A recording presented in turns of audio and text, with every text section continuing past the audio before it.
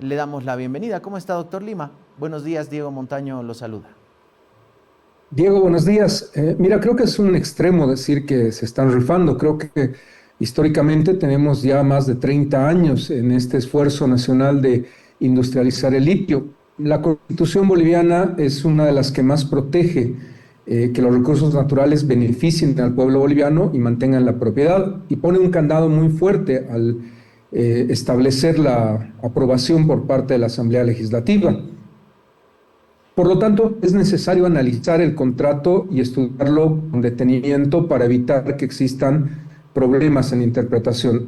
Yo he planteado tres preocupaciones que te las enuncio rápidamente y podemos desarrollarlas en la medida en la que tú lo permitas o tengas mayores consultas. Mira, el primer punto que a mí me preocupa tiene que ver con la cláusula 33. La cláusula 33 del contrato establece cuatro hipótesis, cuatro posibilidades de condición suspensiva. ¿Qué es una condición suspensiva? Que el contrato no entre en vigencia hasta que se cumpla la condición. Y la primera, el inciso A, tiene un problema de soberanía y constitucionalidad. ¿Qué dice el inciso A de la cláusula 33? Que este contrato entra en vigencia y la inversión, el gasto capital, va a poder ser realizado cuando las autoridades competentes de la República Popular China hubieran dictado las normas apropiadas de aprobación del presente contrato.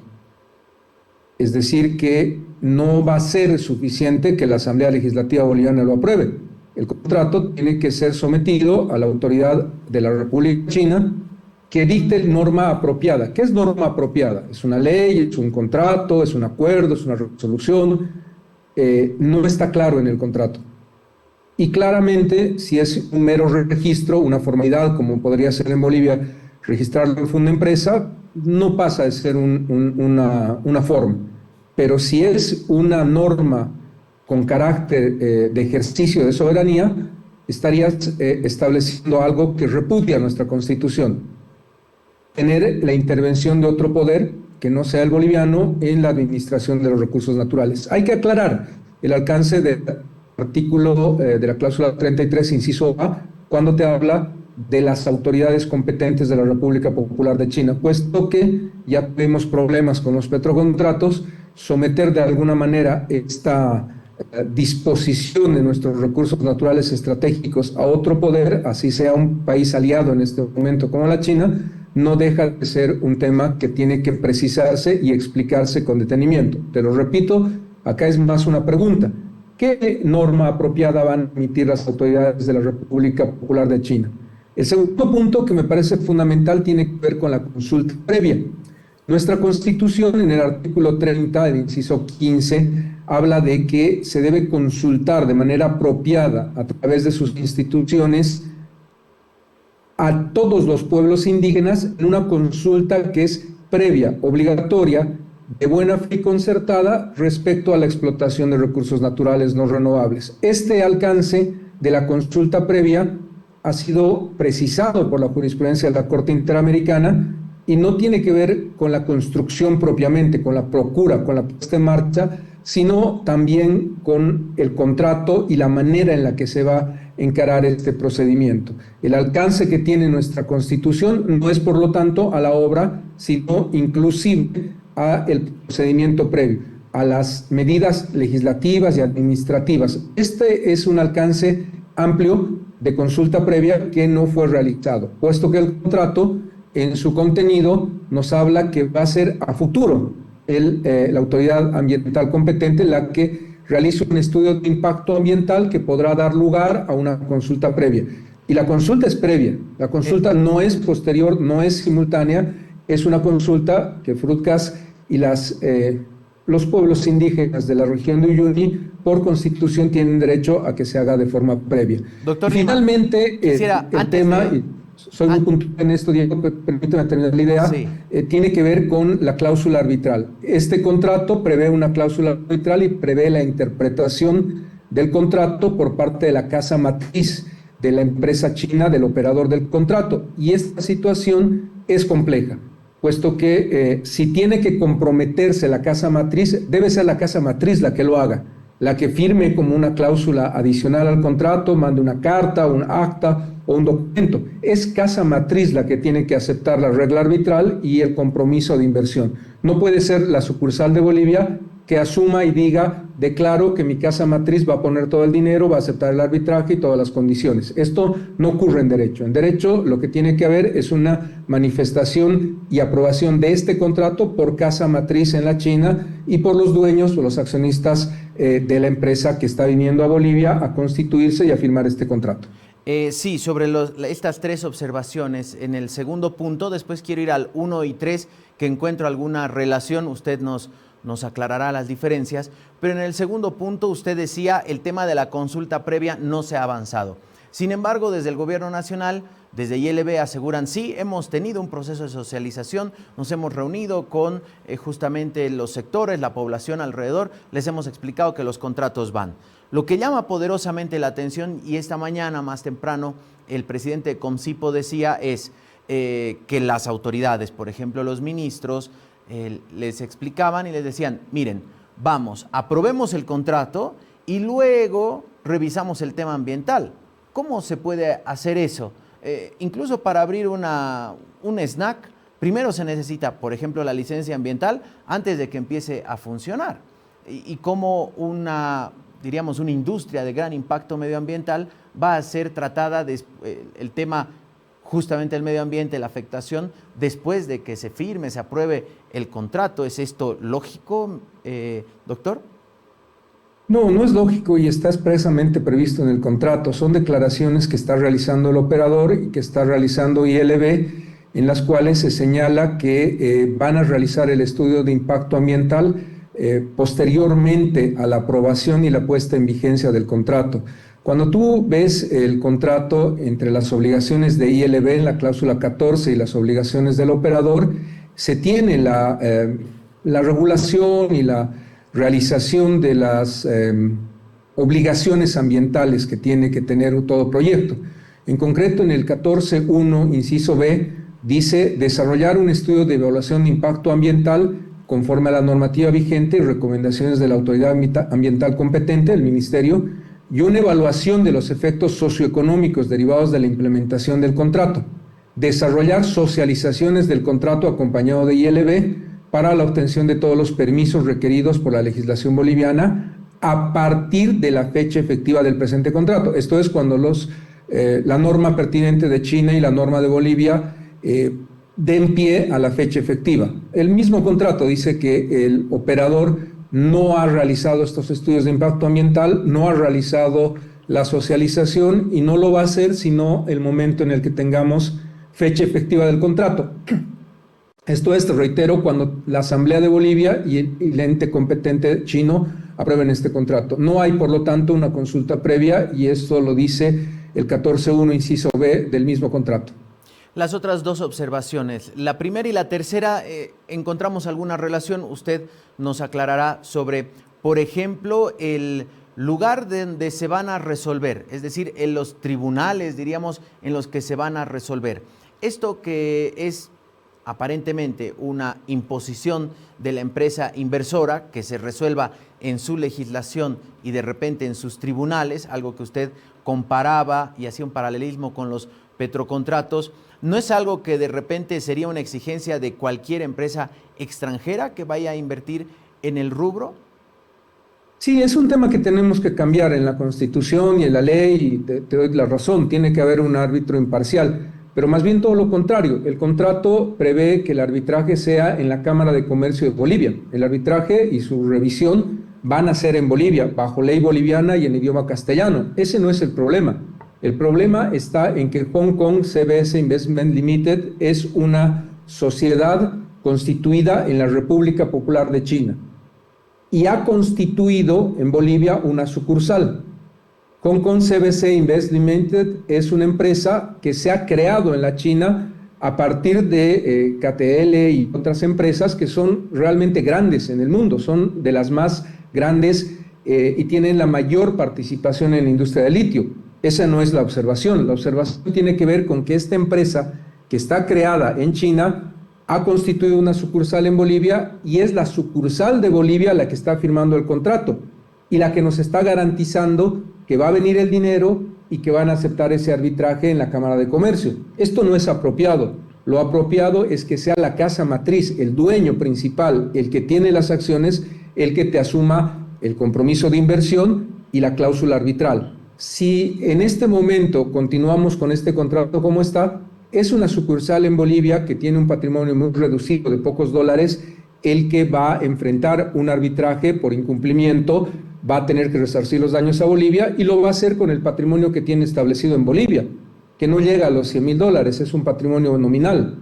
Lo que yo te planteo es que quien debe dar garantías y quien debe suscribir este contrato, aprobándolo y autorizándolo y siendo parte del mismo, al menos con una carta que diga, acepto el contrato que firma mi sucursal en Bolivia y lo declaro como accionista del grupo, es la casa matriz.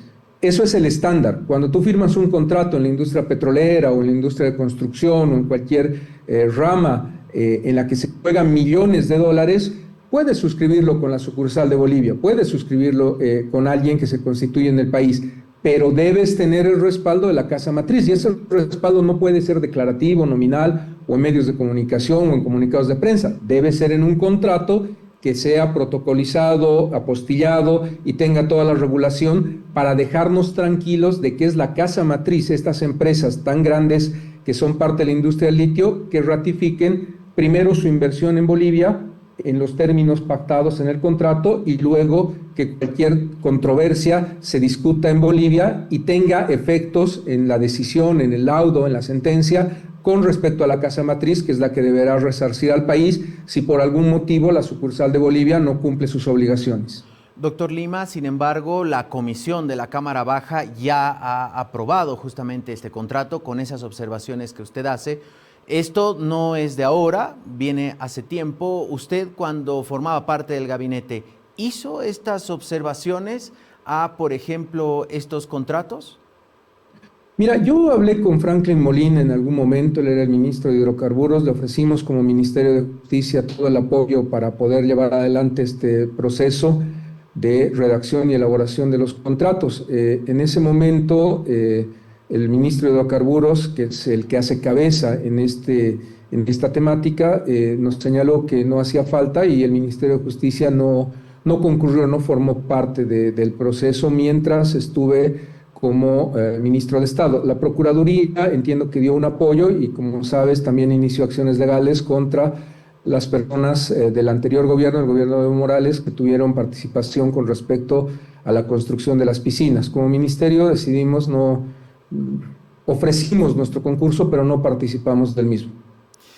Doctor Lima, si no se aprueban estos contratos, ¿existe otra vía para que entren en funcionamiento, diríamos, o en ejecución, si no se aprueban en la Asamblea Legislativa, que cada vez parece más difícil, tomando en cuenta además que se refleja en una nota de nuestro medio de comunicación, esto del litio se habla hace 37 años y hace 37 años que no ve la luz, pese a tener las mayores reservas a nivel mundial? Sí, mira, desde la época de la LITCO tenemos en el país una asamblea que es traba, una asamblea que no hace las observaciones pertinentes, que tiene parlamentarios que se van por las ramas o que plantean simplemente una desconfianza que no es propia de una entidad que recibe 1.000 millones de bolivianos hasta el momento y que no ha aprobado leyes y que no hace su trabajo seriamente. Claramente lo que te estoy planteando es que necesitamos más información para dar una opinión que permita llevar adelante estos contratos. Estos contratos, este contrato en específico se está suscribiendo con una de las empresas más grandes del mundo en materia de tecnología de extracción directa de litio. No es, por lo tanto, un mal contrato, pero nos quedan las tres dudas que te señalo, porque en el resto del contenido el contrato tiene muchas cláusulas de seguridad, plantea un esquema de negociación y de trabajo que le va a dejar beneficios a Potosí, pero necesariamente los abogados tenemos que plantearte cualquier duda ahora y no el momento en el que se presente el problema. Las tres observaciones que te hago, que tienen que ver con consulta previa, con la norma apropiada del gobierno chino y la soberanía, y esta que tiene que ver con los arbitrajes, pueden aclararse perfectamente con la entrega de información a la opinión pública o con preguntas pertinentes de la Asamblea. La Asamblea no lo va a hacer. La Asamblea no tiene en este momento condiciones para llevar adelante un proceso de fiscalización adecuado y de sugerencias para adecuar el contrato si fuera el caso. Pero lo que no puede ocurrir en el país es que sigamos con esta lógica de desconfianza absoluta y tengamos a los recursos tan importantes como el litio bloqueados y paralizados tanto tiempo. Si vamos a tratar mal al inversionista, si no vamos a confiar en los alcances de los contratos, si no vamos a negociar bien, vamos a dejar de tener inversión. Bolivia es el país que recibe menos inversiones en la región. Si la mayoría de los países está recibiendo 20.000, 30.000 millones de dólares por año, Bolivia no recibe ni 100 millones, mucho menos en los últimos años, dado el contexto de esa asamblea tan desastrosa que tenemos. Creo que necesitamos tratar bien a la inversión, hay que ajustar la Constitución, hay que ajustar la ley y hay que ser abiertos y transparentes en el debate con el pueblo potosino. Creo que si le dices a Potosí que el contrato con los rusos lo vas a tratar en Potosí, en sesión en Potosí, tienes que hacerlo, no puedes convocar a sesión en La Paz. Creo que es a partir de esa confianza que ha destruido con una asamblea que piensa más en ellos mismos y no piensa en el país, que estamos en estas condiciones. Y para eso parece apropiado diferir el tratamiento para que la próxima asamblea regule, ajuste y lleve estos contratos. No es adecuado y no hay otra vía que no sea la asamblea por nuestra Constitución para aprobar y poner en marcha estos contratos. Respecto a la otra empresa y al otro contrato que esta tarde será tratado por la comisión, ¿encuentra, diríamos, los mismos errores? ¿Son diferentes? ¿El contrato es parecido? Mira, yo he podido acceder al contrato con los chinos porque está publicado en la página web de ILB. No está el contrato con los rusos. Esperaríamos que publique. Tengo una versión que no es oficial, por lo menos hasta que no sea publicada en la página web, y le pediría al ministro y a ILB que puedan publicar toda la información del contrato con los rusos. Por el momento no me parece responsable hasta no tener una versión oficial de esos contratos en conocimiento público. Doctor Lima, usted decía para que sean viables, diríamos, estos contratos, se debería modificar la Constitución, de repente alguna normativa, algunos hablan de una ley de vaporíticos que sea básicamente el marco legal para el tema de distribución de regalías para el departamento de Potosí, no así la ley de minería. Si esto es así y si usted plantea que se debe modificar la Constitución parcialmente para aquello, si se aprobasen estos contratos como están, ¿se estaría vulnerando la Constitución? ¿Serían inconstitucionales entonces? No, estos contratos son constitucionales. Lo que me refiero es a que tenemos que mejorar la inversión, tenemos que hacerla más atractiva para los inversionistas y tenemos que darles mayores reglas de seguridad. Este contrato, salvo los puntos que te toco, es constitucional. Tengo una duda fundada en la norma de la autoridad china, tengo una duda fundada en la consulta previa y en la regla de arbitraje. En los demás aspectos es un contrato constitucional. A lo que me refiero con ajustar nuestra Constitución es a volverla más atractiva a la Constitución para tener inversión extranjera en el país que sea compatible con la soberanía y con el mejor beneficio del pueblo boliviano. Nuestra Constitución ha cometido una serie de errores en su redacción, sin ir más lejos de elección de jueces por voto popular, y otros errores que requieren que luego de van a ser muchos años ya de nuestra Constitución del 2009, nos permitan entrar en un debate y plantearle al país una reforma constitucional que haga más atractiva la inversión. La inversión que se está dando en el país en área minera es muy limitada, salvo San Cristóbal y el proyecto de oro en Santa Cruz, no tenemos inversión extranjera. Hay en este momento la necesidad de que Bolivia, que es un país minero, tenga reglas claras de inversión y eso implica, como lo señalas, una nueva ley de minería y una ley de los recursos de litio y vaporíticos que nos permita ser mucho más eficientes en la atracción de inversión extranjera. Doctor Lima, ¿usted considera que acá hubo una especie de estigmatización hacia de qué países o desde qué países vienen justamente estas empresas inversoras, al ser, diríamos, China, Rusia, que son aliados estratégicos ideológicamente hablando con el gobierno del movimiento al socialismo? ¿Es esta diríamos, una piedra en el zapato que está como visto algo muy cargado de una cuestión ideológica más que pragmática? No, no lo creo porque la verdad que los chinos son los que tienen la mayor industria de explotación de litio, tienen el tema de los vehículos, las marcas y el trabajo que está haciendo China es realmente destacable en esa materia, por lo tanto es difícil pensar que alguien pueda oponerse por una razón ideológica. Hay que ir con los mejores siempre y claramente creo que la empresa china especialmente es de las mejores que tenemos en el mundo para la explotación de litio. Es necesario precisar, ajustar, explicar y dar información por parte de las autoridades y con eso creo que podríamos continuar con un proceso que tiene que terminar. Lo que no puede ocurrir es que volvamos a lo que le ha pasado a Potosí con muchos de sus recursos. Sin ir más lejos, el tema del Silala es un tema que es de agenda para el próximo gobierno.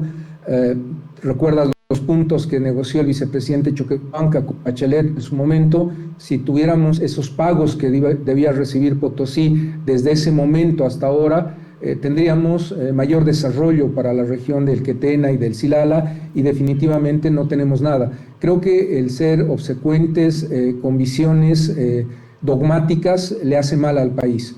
Creo que tenemos que construir una agenda para Potosí de los potosinos que sea participativa y que les garantice accesos en el tema del Silala, del agua, de la minería, del litio, en el caso de Uyuni, y que no sigamos pensando que todo está mal, que todo tiene que destruirse, que todo tiene que comenzar de nuevo. Creo que es momento de comenzar a construir a partir de lo que han hecho los gobiernos anteriores y estoy seguro que el próximo Parlamento tendrá que retomar este debate lo más pronto posible y darle garantías al inversionista de que vamos a respetar su inversión, pero vamos a vamos a exigir, no tratar, exigir un trato justo para el pueblo potosino que le dé las regalías suficientes y que permitan su desarrollo.